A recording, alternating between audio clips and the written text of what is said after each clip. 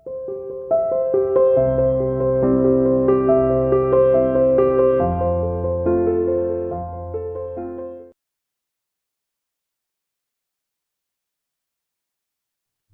morning everyone. Welcome to CR International School. Today we will start a new chapter, a chapter of physics. ठीक है, हमने देखो एक chapter chemistry का complete कर लिया है, बायो का कंप्लीट कर लिया है. अब हम क्या करेंगे, फिजिक्स के एक चैप्टर की स्टडी करेंगे. And what is that chapter? Friction.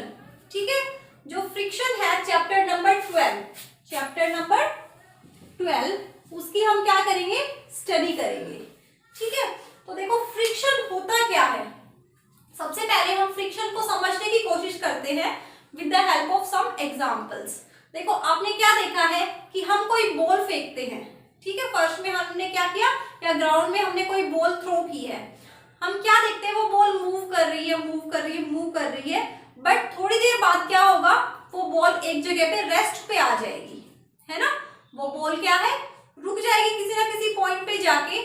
तो ऐसा क्यों हुआ? देखो क्या होता है, जो हमारा ग्राउंड है, ठीक है, उसके ऊपर बॉल क्या है, इस तरह से चल रही है. तो ग्राउंड जो है उसका जो सरफेस है वो कैसा होता है, थोड़ा रफ सरफेस होता है.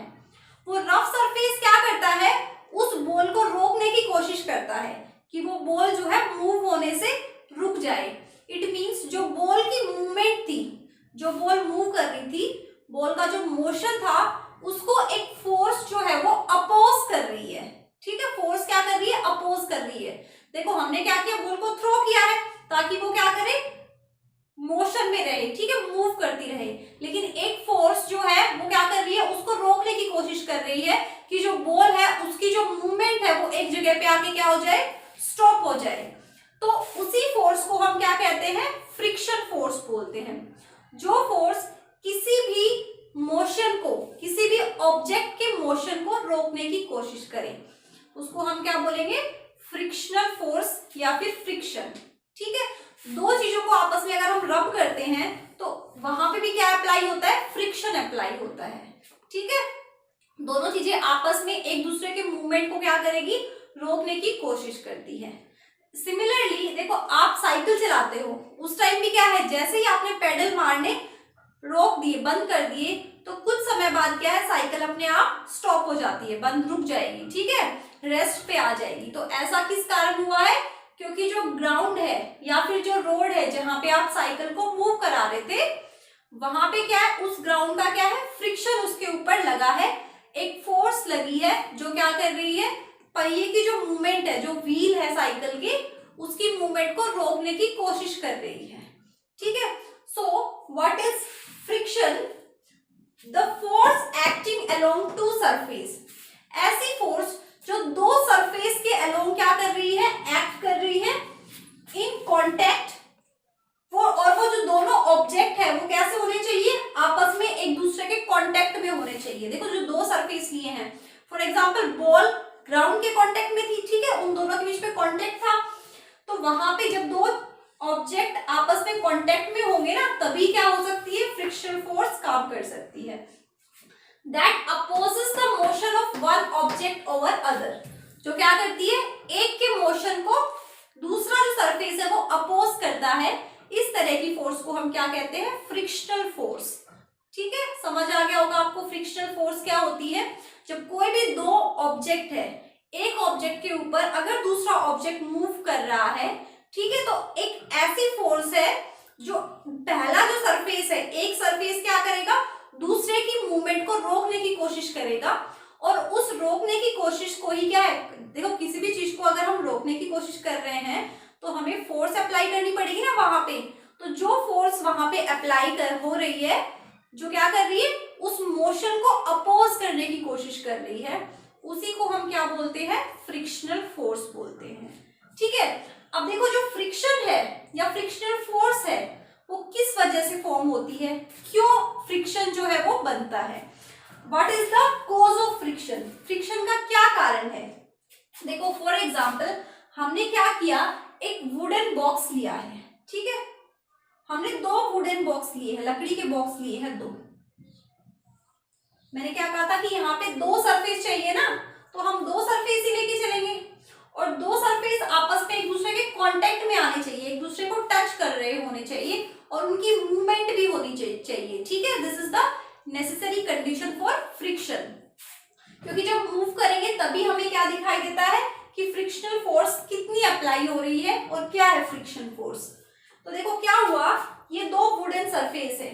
अब हम क्या देखते हैं, कोई भी सॉलिड सरफेस होते हैं, क्या उनके जो सरफेस है वो बिल्कुल स्मूथ होते हैं? अगर हम उसके ऊपर ऐसे हाथ फेरें तो क्या हमें बिल्कुल क्लीन दिखाई देते हैं? कहीं पे भी हमें थोड़ा सा रुकावट नहीं दिखाई देती?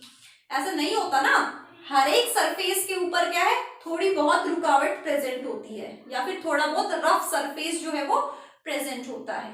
आप ये कहोगे कि फर्श जो है वो तो बिल्कुल क्लीन होता है, ठीक है, वो हमें अपनी नेक्ड आई से नहीं दिखाई देता, but if we see with microscope तो क्या है, थोड़ा बहुत रफ सरफेस हमें वहां पे दिखाई देगा।